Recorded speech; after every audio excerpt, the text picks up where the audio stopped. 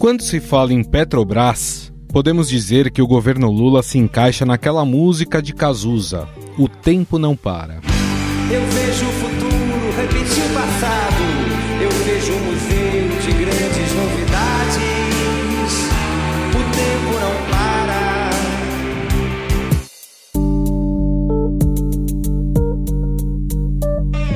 Recentemente, a gestão petista anunciou o plano de investimentos da companhia para os anos de 2024 a 2028. Entre as medidas está o pedido ao Conselho Administrativo de Defesa Econômica para revisar os acordos para vendas de refinarias e de ativos de gás natural. Na teoria, seria uma espécie de restatização das refinarias que foram leiloadas por governos passados. Nós não vamos mais vender refinarias. Pelo contrário, vamos investir, já estamos fazendo isso, investindo nelas para que se tornem um parque industrial, cada uma delas. Este que você ouviu é Jean Paul Prats, presidente da Petrobras. De certa forma, esse processo já começou quando a Petrobras decidiu rescindir o contrato com uma empresa que havia adquirido uma refinaria no Ceará por 167 milhões de reais. O argumento da empresa é que algumas condições precedentes para a transferência do ativo não foram concluídas. E a Petrobras anunciou hoje o cancelamento do contrato de venda da refinaria Lubnor no Ceará. A unidade tem capacidade de processamento de mais de 8 mil barris por dia e é uma das líderes nacionais em produção de asfalto. A compra da refinaria pelo grupo cearense Grepar foi acertada em 2022, durante o governo Bolsonaro. Mas as alterações na política da Petrobras não param por aí. A gestão da empresa quer mudar o estatuto, que pode facilitar as indicações políticas. O governo nega. A Assembleia de Acionistas da Petrobras aprovou hoje a mudança no estatuto da empresa que abre possibilidades de indicações de políticos para membros da alta cúpula. Tudo isso parece aproximar a estatal do modelo de gestão adotado nos governos petistas anteriores. Nos governos 1 e 2 de Lula e no de Dilma Rousseff, a Petrobras sofreu com um aparelhamento político, se endividou para fazer investimentos do interesse do governo e teve prejuízo recorde entre 2014 e 2017 de 71 bilhões de reais, culminando numa dívida de cerca de 350 bilhões. A maior empresa brasileira teve prejuízo pelo 4º ano seguido. Desde 2014, a Petrobras está no vermelho. A estatal do petróleo ainda está digerindo os problemas monstruosos causados pela corrupção e pelo desgoverno nos anos Dilma Rousseff. Sob os governos do PT, a empresa fez uma série de investimentos equivocados. Foi o caso, por exemplo, da compra da refinaria de Pasadena, que acabou custando à estatal, em 2008, 1 bilhão e 200 milhões de dólares. A Petrobras anunciou a venda daquele que talvez tenha sido o pior negócio da história do país, a refinaria de Pasadena. Foi vendida à americana Chevron por cerca de 2 bilhões de reais.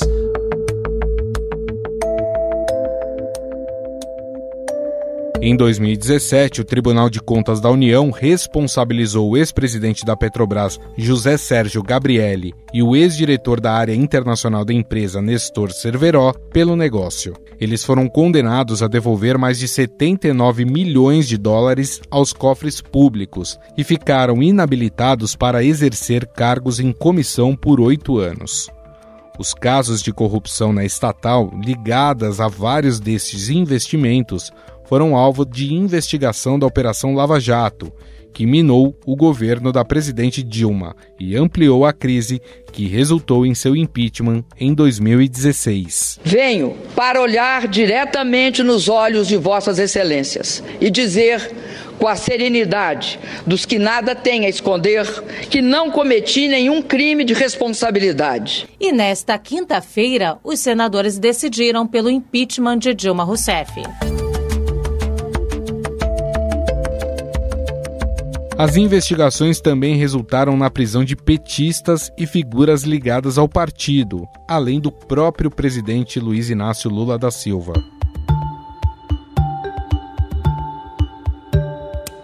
Nas gestões seguintes, a estatal passou a investir menos e deixou algumas áreas de atuação.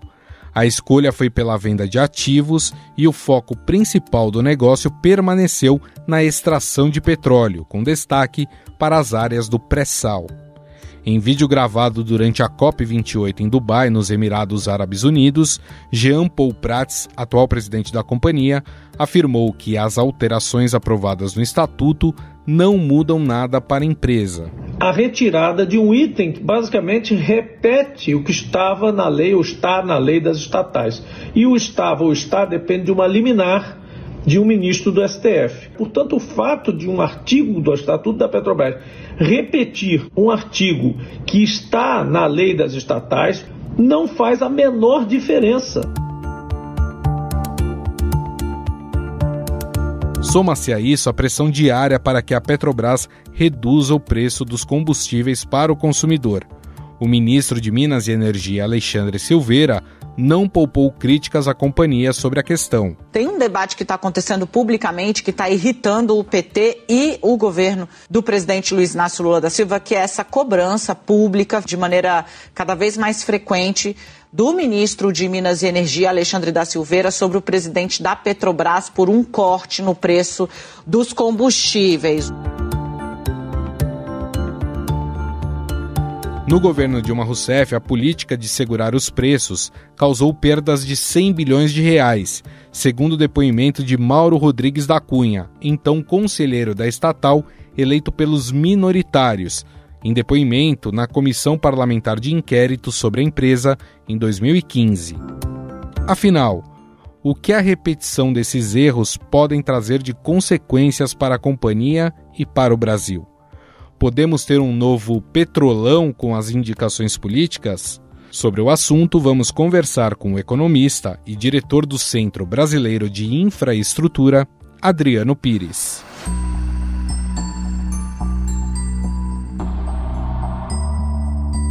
Tudo bem, Adriano? Tudo bem, prazer estar com vocês. Prazer é todo nosso. Adriano, a nova gestão da Petrobras, ele anunciou, uma mudança ou mudanças na companhia, entre elas a retomada de refinarias que haviam sido entregues à iniciativa privada. Essa restatização, vamos chamar assim, ela é preocupante, vendo o que já aconteceu num passado não muito distante? Olha, vamos voltar um pouquinho ao início desse ano, de 2023, quando o presidente Lula tomou posse, Ali naquele momento, todo mundo estava preocupado com o que aconteceria com Petrobras.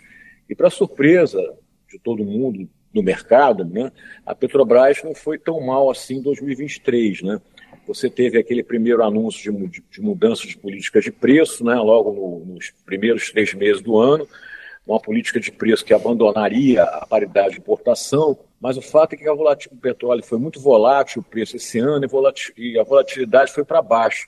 Então acaba que esse ano de 2023 a Petrobras acompanhou a paridade de importação e as ações da Petrobras tiveram um bom comportamento em 2023.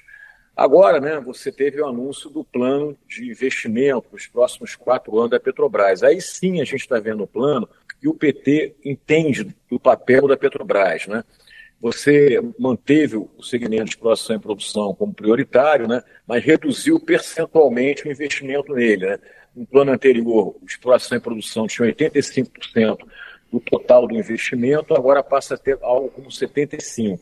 Você vai voltar a investir pesado em refino, também foi anunciado investimento em fertilizantes, investimento em energias renováveis e também a redução no pagamento de dividendo. De certa maneira, esse plano, ele não causou surpresa, até porque essa é a ideia do Partido dos Trabalhadores sobre Petrobras.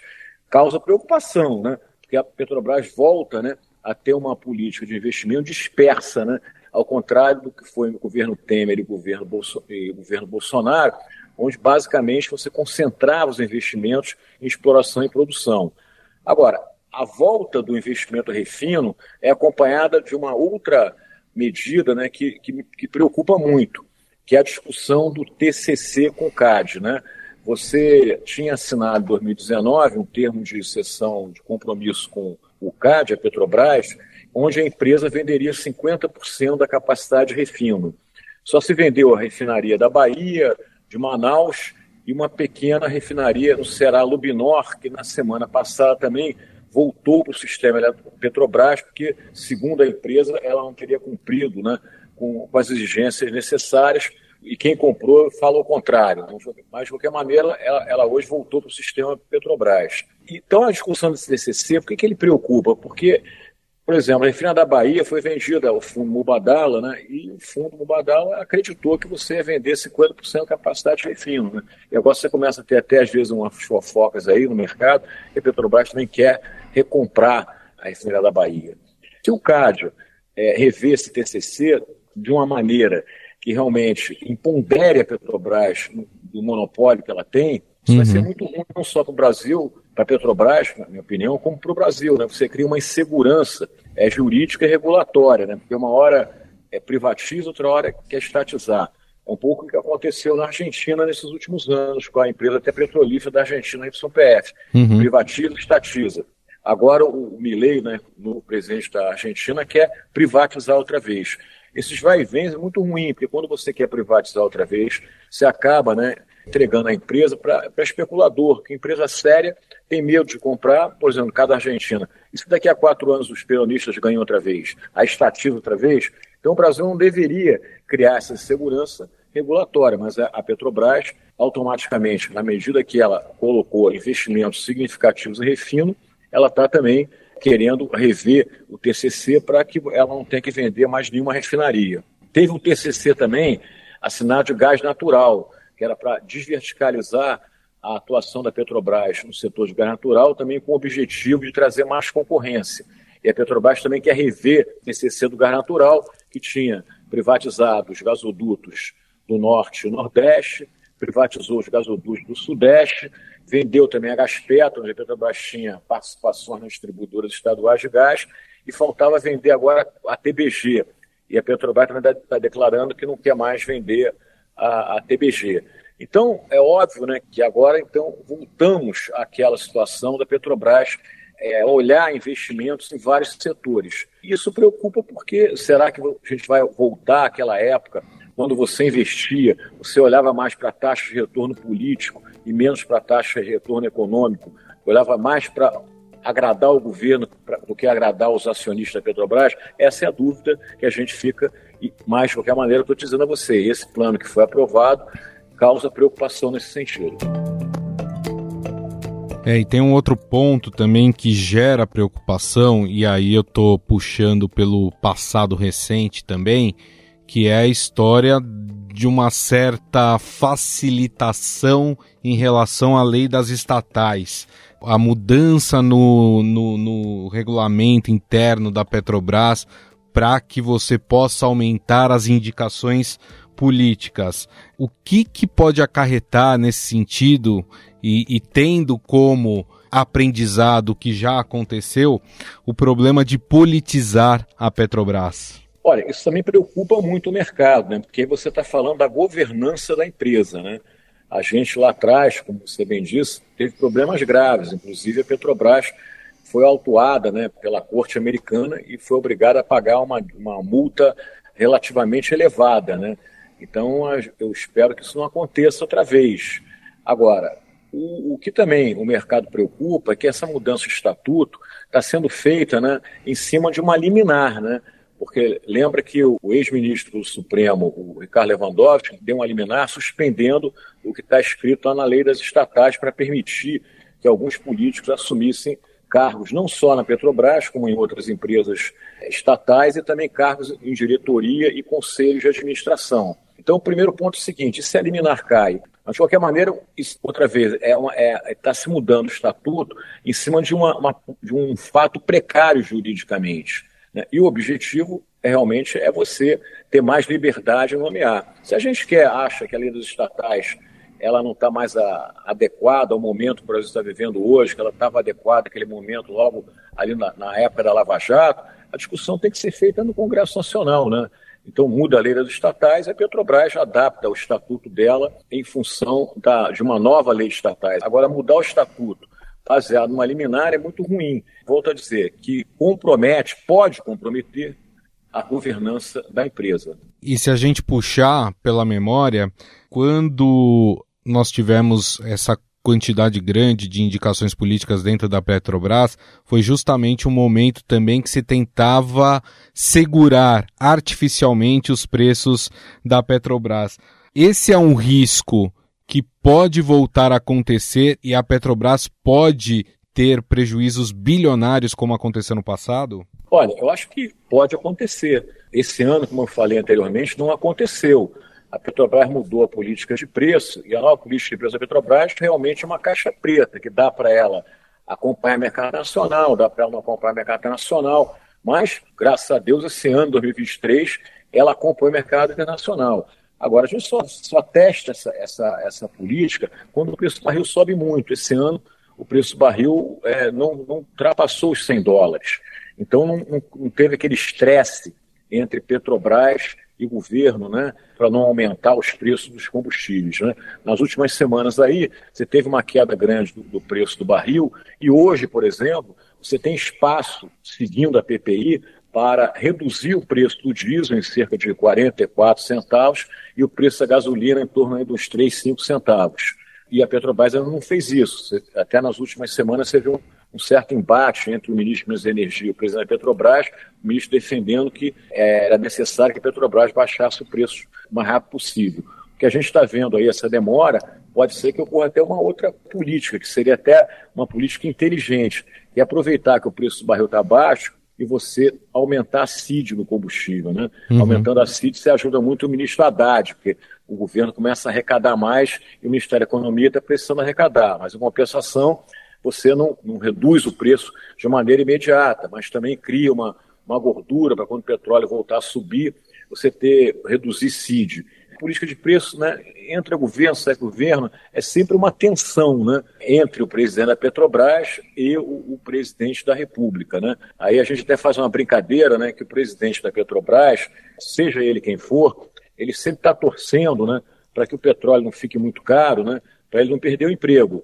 E é o único presidente petroleiro no mundo que gosta de petróleo barato. Recentemente, o presidente da Petrobras, Jean Paul Prats, ele anunciou aí uma medida de que pretendia abrir subsidiárias em alguns locais do mundo. Ele acabou tomando um puxão de orelhas do Lula depois que ele falou isso, mas a intenção especificamente era abrir uma subsidiária da Petrobras no Oriente Médio, que se chamaria aí, um nome fantasia, Petrobras Arábia, e teria ali também a função de fortalecer laços comerciais da companhia na região ali do Golfo Pérsico.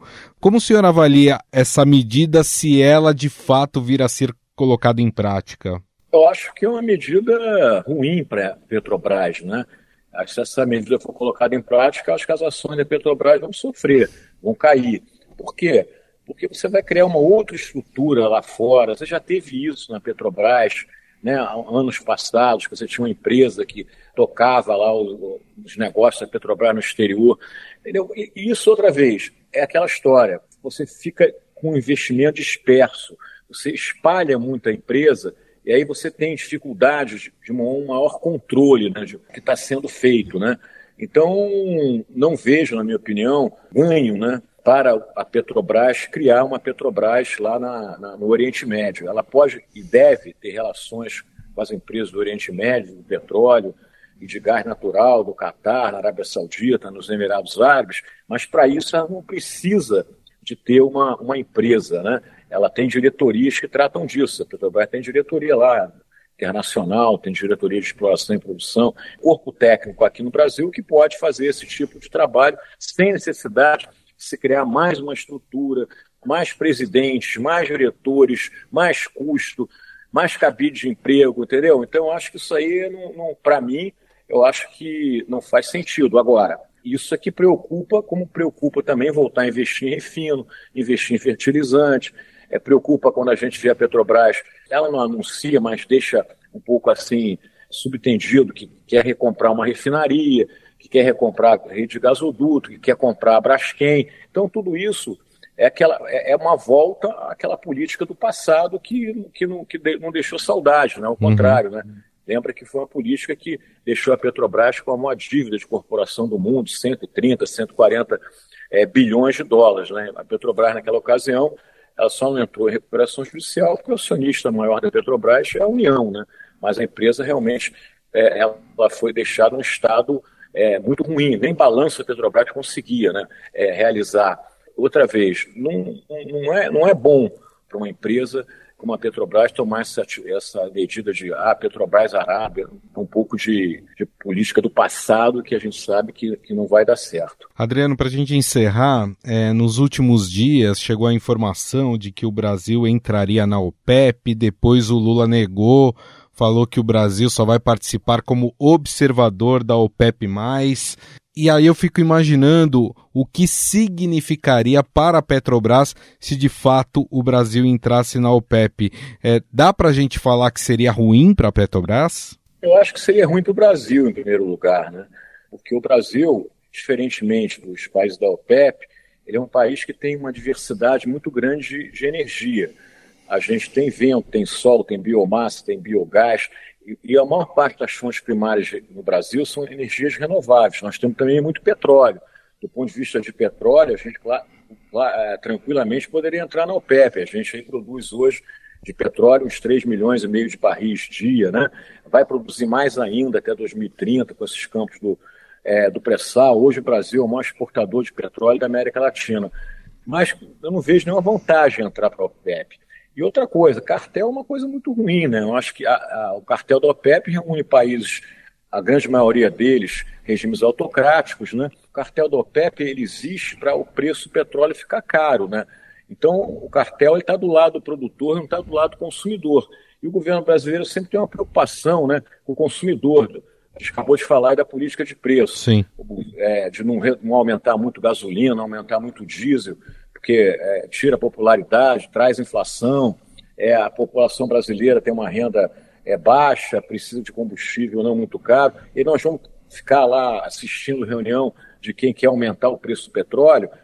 E a justificativa do presidente aí de que nós vamos lá para tentar convencer os árabes que tem transição energética, que o petróleo não é tão mais importante, é uma coisa assim meia romântica, né? Porque, volto a dizer, os países da OPEP, eles têm uma única fonte de receita hoje, que é o petróleo, né?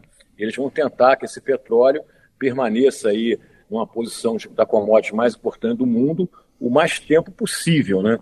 E aí a gente fica até observando coisas curiosas e que, na minha opinião, são contraditórias, que é ver a ministra Marina Silva apoiando a entrada do Brasil na OPEP como observador. Mas Adriano, observador não precisa seguir cota da OPEP, ele tem mais liberdade, mas ele está lá, né? O fato é que para a OPEP sim é bom ter o Brasil, porque na hora que você coloca o Brasil lá, que é o 9º produtor de petróleo do mundo e deve atingir nos próximos anos o 5º ou 4º lugar, você reforça aquela chamada produção OPEP e você diminui aquela produção não OPEP, que é sempre a tentativa de segurar o cartel, né? Então o cartel, mesmo entrando como observador, o Brasil reforça o cartel, né?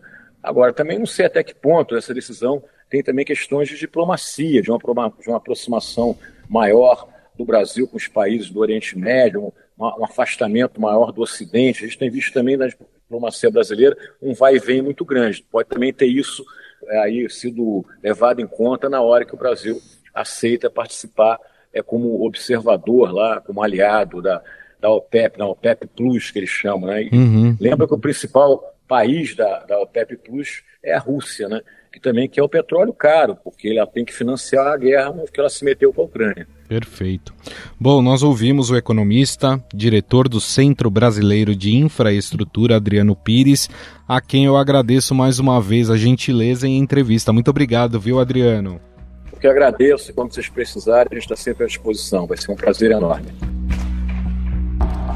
Estadão Notícias. O Estadão Notícias desta quinta-feira vai ficando por aqui. Contou com a apresentação minha, Gustavo Lopes. O roteiro, produção e edição são minhas, de Jefferson Perleberg e Gabriela Forte. A montagem é de Moacir Biasi. Mande sua mensagem ou sugestão para o nosso e-mail, podcast@estadão.com. Um abraço e até mais.